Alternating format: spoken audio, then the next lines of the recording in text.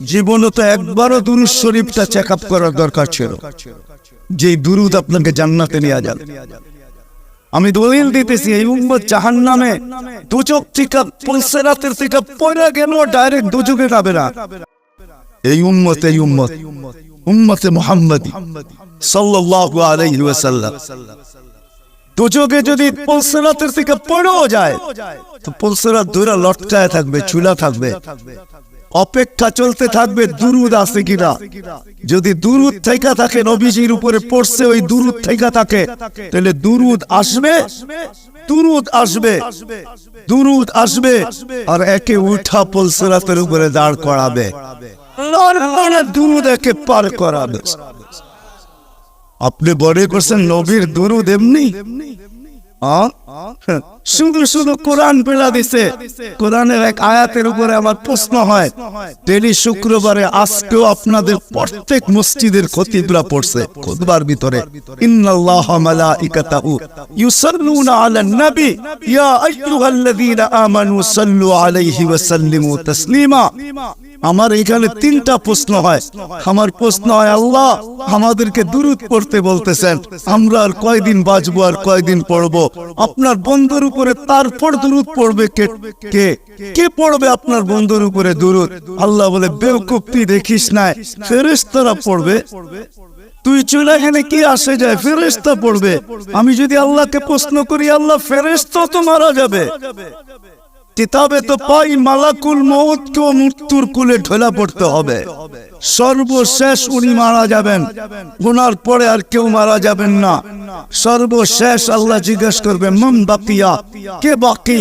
তো মালাকুল মউত বলবে, আনা ওয়া আনতাল হাইয়ুল্লাযী লা তামুত, আমি বাকি আর আপনি চিরঞ্জীব, আর কেউ নাই। আল্লাহ বলবে, ফাতামুত আনতা, এবার তোমার পালা, তুমি মরো।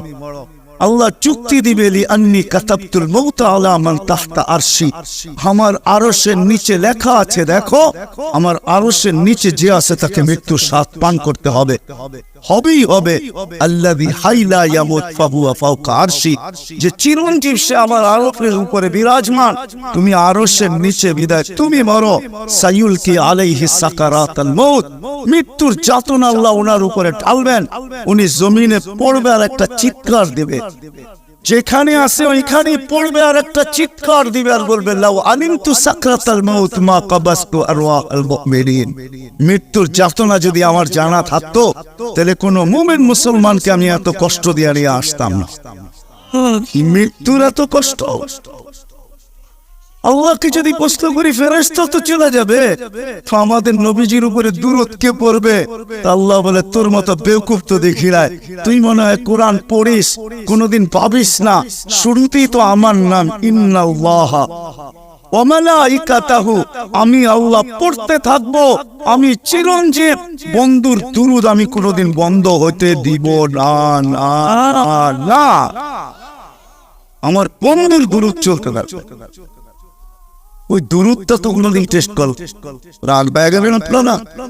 আমি কুমিল্লা বেশি আসি না, একবার আসছিলাম মনে হয় আপনাদের ঈদগাহ মাঠে নাকি, একবার আসছিলাম, আর দ্বিতীয়বার আসছি শহরের।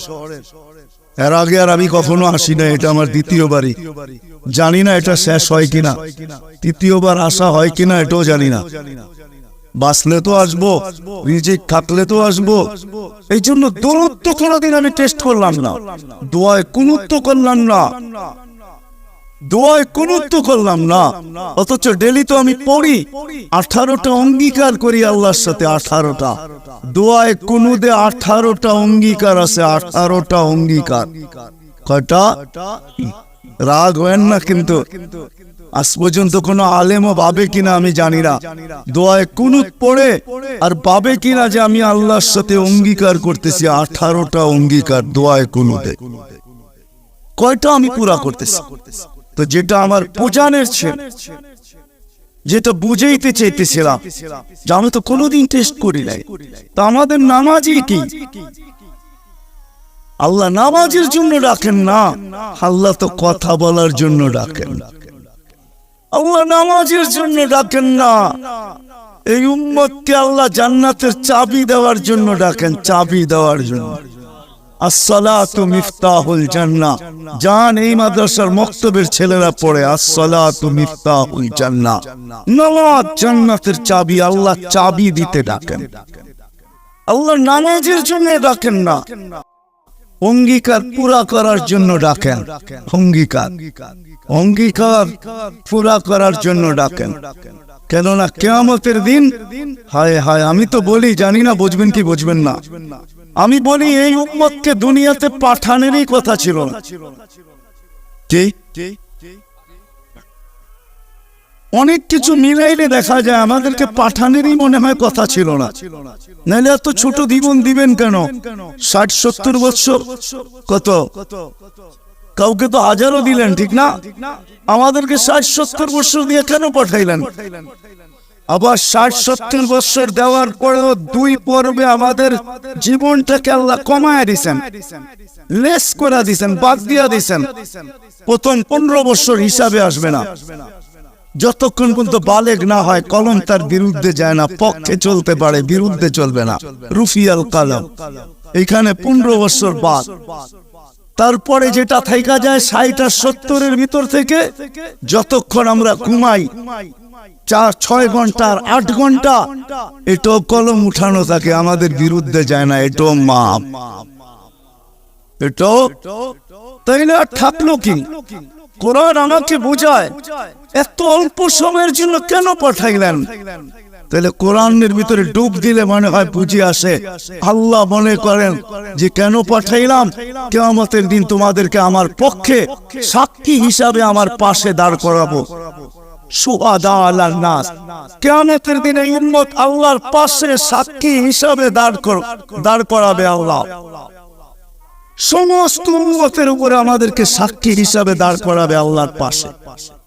ইনশাআল্লাহ এই উম্মত কিয়ামতের মাঠে দাঁড়াবে না, এই উম্মত স্টেজে দাঁড়াবে। স্টেজে আল্লাহর পাশে স্টেজ লাগানো হবে, ওই স্টেজে উম্মত দাঁড়াবে। কারণ আসনীয় সাক্ষী এক জায়গায় দাঁড়ায় নাকি?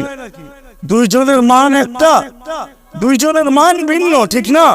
আমরা পাশে, কোরআন বলতেছে শুহাদা আলান নাস ওয়া ইয়াকুনুর রাসূলু শাহীদান আলাইকুম ওয়া তাকুনু শুহাদা আলান নাস।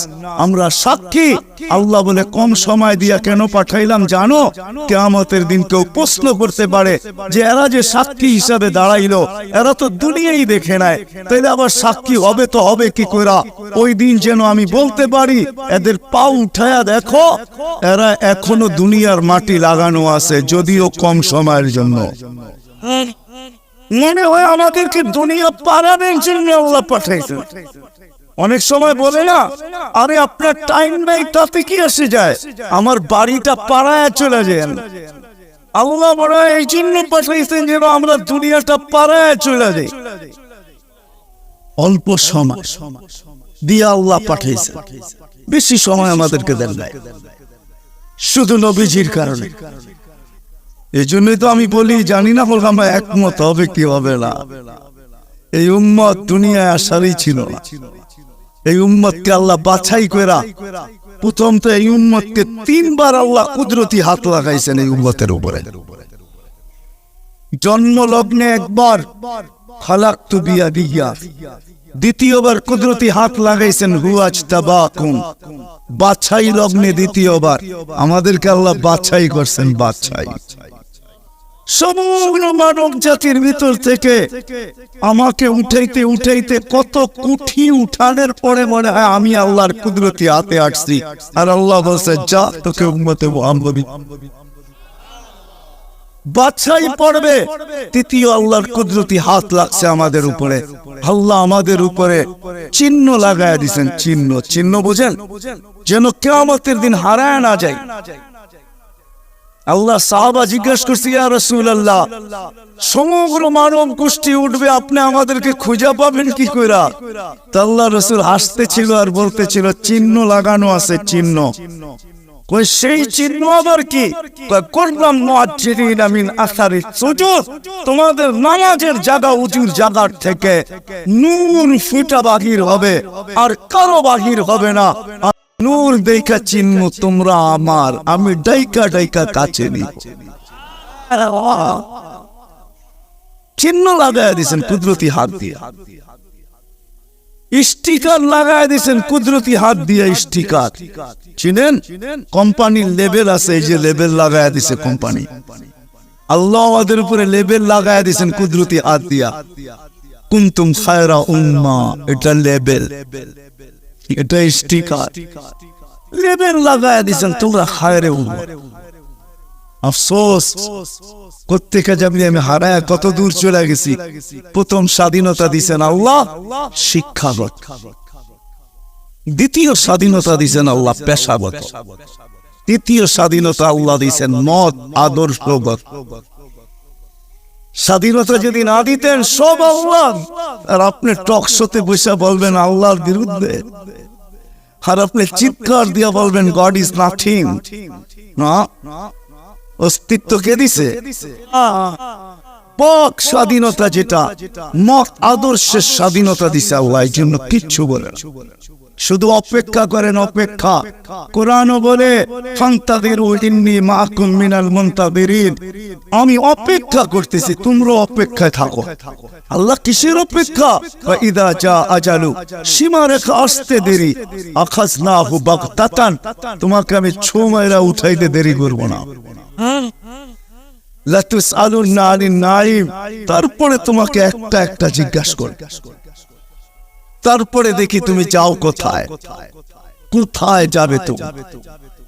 সত্য এটাই, মত আদর্শের স্বাধীনতা, যেটাকে বলে কি বলে মত আদর্শের স্বাধীনতা আল্লাহ দিয়েছেন, আদর্শগত স্বাধীনতা। নাইলে নাস্তিক হওয়ার কোন প্রশ্ন ছিল? অস্তিত্ব দিবে আল্লাহ, আপনি বলবেন আল্লাহর বিরুদ্ধে, এটা পসিবল ছিল না, ইম্পসিবল। আল্লাহ দেখায় দিয়েছেন 2020-এ, দেখায় নাই? কি দেখাইছে? না, চলো দুনিয়া, যেই দুনিয়া নিজেকে এত শিক্ষিত মনে করে, এত আপডেট মনে করে, এত এডুকেটেড মনে করে, এত উন্নত মনে করে, এত আধুনিক মনে করে, ওই পুরা দুনিয়াকে আল্লাহ লকডাউন লাগায় দিছে। আপনি বলেন আপনাকে মাস্ক পরায় না, আল্লাহ দুনিয়ারে মাস্ক পরায় দিছে, দুনিয়াকে। আপনাকে আমাকে পরায় নাই, দুনিয়াকে মাস্ক পরায় দিছে। আল্লাহ বলে আমি আল্লাহ, ইচ্ছা করলে যা খুশিটা করতে পারি। কি এখনো বহুত মানুষ মাস্ক পরা ঘোরে, ঠিক না? পড়ে না? কি কি ভয়ে পড়ে? করুণা এখনো আছে, ঠিক না? আপনারা বলবেন আমরা তো কুমিল্লার মানুষ, 2020-ও পড়ি নাই, ঠিক না? না পড়তে পারেন, কেন টেলিভিশনে এত বড় বড় দেখছেন আর ভাবছেন নাকের ছিদ্র তো এত বড় না, এটা যাবে তো যাবে কোন দিক দিয়া, ঠিক না? এখন যদি প্রশ্ন উঠায় মুখ দিয়া যাবে, সারাদিনই তো পান খাই, বিড়ি খাই, সিগারেট খাই, এটা সেটা খাইতে থাকি, মুখ দিয়া যাবে তো যাবে কোন দিক দিয়া, ঠিক না? এই জন্য নাও পড়তে পারেন। আল্লাহ মত আদর্শের স্বাধীনতা দিয়েছেন। চতুর্থ স্বাধীনতা দিয়েছেন সোসাইটিগত, সমর্থ থাকলে দুনিয়ার যে কোথাও বাস করতে পারে। আমি চিনি কুমিল্লার অনেক মানুষ যারা আমেরিকাতে বাস করে, আমি চিনি অনেককে কুমিল্লার যারা অস্ট্রেলিয়া বাস, যারা কানাডায় বাস করে, আমি চিনি ইউরোপে বাস করে, চিনি, আমি অনেককে চিনি, আমাকেও চিনে। সমর্থ আছে, দুনিয়ার যে কোথাও বাস করতে পারে। আর পঞ্চম স্বাধীনতা, এই ছোট জীবনটা, যেমন স্কুলে খেলার সময় একটা পর্ব হয়, যেমন খুশি তেমন সাজো। আল্লাহ বলে এই ছোট জীবনটা তুমি যেমন খুশি তেমন সাজতে পারো, তোমাকে কিচ্ছু স্বাধীনতা দিলাম, নাইলে কোনোদিন সম্ভব ছিল না। তো কথা ওইখান থেকে বাহির হয়ে গেছি। যতক্ষণ পর্যন্ত আল্লাহ আল্লাহ রাসূলের কাছে আকর্ষণের পাত্র না হব, আর আকর্ষণের পাত্র হব আমলের দ্বারা। কিসের দ্বারা? আর আমল জীবনে আসবে দ্বীনি কথা যত বেশি একাগ্র চিত্তে শুনবো, মনোযোগ সহকারে শুনবো আর দিলে গাঁদবে, তখনই আমল আসবে। আর আমলের দ্বারা আমি আকর্ষণের পাত্র হব। তখন বংশ কি আল্লাহ দেখবেন না। কুমিল্লার মানুষ, কথা শেষ দিকে চলে আসছি আমি, 6 বার আমি বেলালের বাড়ি দেখছি, 6 বার। রাদিয়াল্লাহু তাআলা আনহু, আমি 6 বার ইথিওপিয়া গেছি, 6 বার। এই চোখ থেকে পানি 6 বার ঝরছে। শুধু বাড়ি দেখা, ব্যক্তি তো দেখি নাই, কোত্থেকে দেখবো?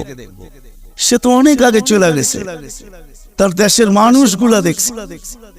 কিন্তু একটা অনুমান হয়েছে, এটাকে কি বলে, এতটুকু বুঝতে পারছি যে 1400 বছর আগের বেলাল কেমন ছিল।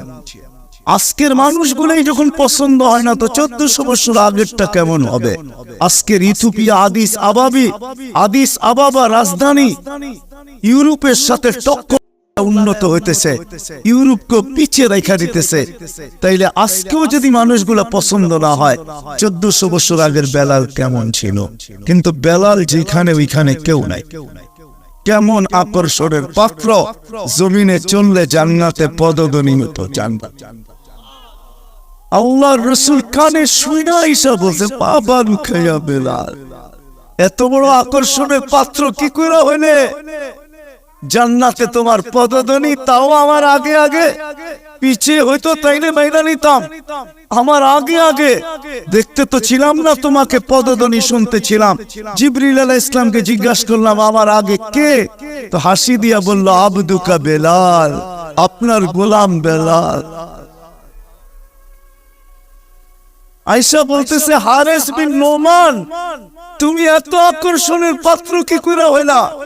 বলছে, কি ইয়া রাসূলুল্লাহ, জান্নাতে ঘুরতেছিলাম, তুমি তাহাজ্জুদে কোরআন পড়তেছিলা, আমার রাত্রেই সফর ছিল, আমি রাত্রেই পৌঁছে গেছি এখানে, আর রাত্রই ছিল, সময়কে আল্লাহ থামায়া দিয়েছিলেন, রাত্র ছিল, জান্নাত ভ্রমণ করতেছিলাম, লাউড স্পিকারে তোমার কোরআন শুনতেছিলাম। জিজ্ঞাসা করলাম, হারেস এখানে আসলো কি কইরা? তো জিবরিল আলাইহিস সালাম হাইসা বললেন, ডেলি রাত্রে পড়ে আর আমরা শুনি। জিজ্ঞাসা করলাম, এই মর্তবা পাইলো কি করে হারেস? সে কয়, মার পায়ের তুলার বদৌলতে, মার খেদমত করা। আজকালকার সমাজের যুবকরা তো সন্তান মা বাবার খেদমতই করতে চায় না। বললে আবার কুমিল্লার মানুষ রাগ হয়ে যায় কিনা জানি না। কুমিল্লা আসতে এই জন্য মনে ওঠে, হয় ওই দিনের কথা মনে ওঠে যেদিন পুলিশ লাইনের সামনে সন্তান বাপকে গুলি করে মারছে। বুঝা গেছেন না? বুঝা গেল নাই? মারে নাই? বুঝা গেলেন? আমি তো বলি নাই আপনাদের এই কাহিনী। কুমিল্লা দিয়ে গেলেই আমার মনের ভিতরে ওঠে যে হয় কোন সমাজে জন্ম নিলাম, কোন দুনিয়াতে আসলাম। আপনাদের এই কুমিল্লা ঘটছে, নেটে সার্চ দেন, দেখেন, লেখা আছে, পত্রিকায় উঠছে, মিডিয়ায় আসছে। বাকিগুলা বাদিয়ে দিলাম, ঐশীর কথা বাদিয়ে দিলাম, ঠিক না? ঐশীর কথা বাদিয়ে দিলাম। সন্তান কোথায় আসলাম আমরা? সন্তান মা বাবাকে গুলি করে, হত্যা করে, হায় হায় হায়, অথচ মার খেদমত করে হারেস বিন নোমান। আরেকটা মনে উঠলো, এই জন্য বলতেছি, মুসা আলাইহিস সালাম আল্লাহকে জিজ্ঞাসা করছে, আল্লাহ আমার জান্নাতের বন্ধু কে? কয় কসাই। আপনি আমার সাথে এমনই করেন, যেটা জিজ্ঞাসা করি সাথে সাথে জবাব দিয়ে দেন। আমি আর কসাই মিল হইল কোথায়? আল্লাহ বলে, সিদ্ধান্ত এটাই, ওয়াকাউলুনাল ফাসাল, আমাদের সিদ্ধান্তই সিদ্ধান্ত। আচ্ছা ঠিকানা দেন, যায় দেখি কি আমল করে। তো যায় দেখে, হ্যাঁ কসাই। সারাদিন গোস্ত বিক্রি করে যখন বাড়ি যাওয়ার পালা আসছে, তো গোস্তের একটা টুকরাকে নিয়া কিমা বানায়া পুটলার ভিতরে নিয়ে দোকান বন্ধ করতেছে। মুসা আলাইহিস সালাম বলতেছে, তোমার বাড়ি মেহমান হওয়া যাবে? অবশ্যই যাবে, কিন্তু শর্ত আছে, আমি ডাইরেক্ট বাড়ি যাব না, আমার সাথে চলো। তো বলছে, ঠিক আছে চললাম। যা ঢুকছে এক ঝুপড়ির ভিতরে, খুব পরিপাটি সুন্দর, কিচেনে যে ঢুইকা রুটি বানাইছে, তরকারি পাক করছে, রুটিকে চুবাইছে তরকারির ভিতরে। তারপরে এক খুনখুনে বৃদ্ধাকে বুকে টেক লাগায় বসাইছে, পিঠ লাগায় বসাইছে, পিঠ বুকের সাথে লাগায় বসায় নেওয়ালা বানায় বানায় খাওয়াইতেছিল। মুসা আলাইহিস সালাম দেখতেছেন, কেননা ওনার অভিজ্ঞতা ছিল খিজির আলাইহিস সালামের সাথে বেশি প্রশ্ন করা, 3 প্রশ্নই ওয়াকাউ। আল্লাহর রাসূল বলছে, লাউ সাবারা মুসা লা আলিমনা কাসীরাম মিনাল খায়র। মুসা আলাইহিস সালাম যদি আরেকটু ধৈর্য ধরতেন, তাহলে আমরা আরো তথ্য জানতে পারতাম। তো উনি বুঝে গেছেন চুপ থাকাই ভালো, কিচ্ছু জিজ্ঞাসা করেন নাই। যখন খাওয়া দাওয়া শেষ, পরিপাটি শেষ, সোয়া দিয়া এখন বলতেছে পাশেই আমার বাড়ি, চলো আমার বাড়িতে মেহমান থাকবে। এখন আর চুপ থাকতে পারেন না, তো বলতেছে শোনো এই বৃদ্ধা কে? আমার মা। সকালে যখন যাই তো পরিপাটি করা যাই, খেদমত করা যাই, বিকালে যখন আসি তো আগে মার খেদমত করি, তারপরে নিজের ঘরে যাই। তো বুঝলাম, কিন্তু তুমি খেদমত করার পরে মা জানি হাত উঠে কি বললো? খুনখুনে বৃদ্ধা তো দাঁত নাই, দূর বাদ দাও পাগল মা। যখনই খেদমত শেষ করি তো হাত উঠায় বলে আমাকে মুসার, আমার সন্তানকে আল্লাহ জান্নাতে মুসা আলাইহিস সালামের সাথী বানায় দিয়েন। তো মুসা আলাইহিস সালাম চিৎকার দিয়ে বলতেছে মা পাগল না, মুসারও মেহমান থাকার প্রয়োজন নাই, জানার দরকার ছিল তুই আমার বন্ধু হইনি তো হইনি কি করে, আমার বন্ধু হইলি তো হইলি কি কইরা।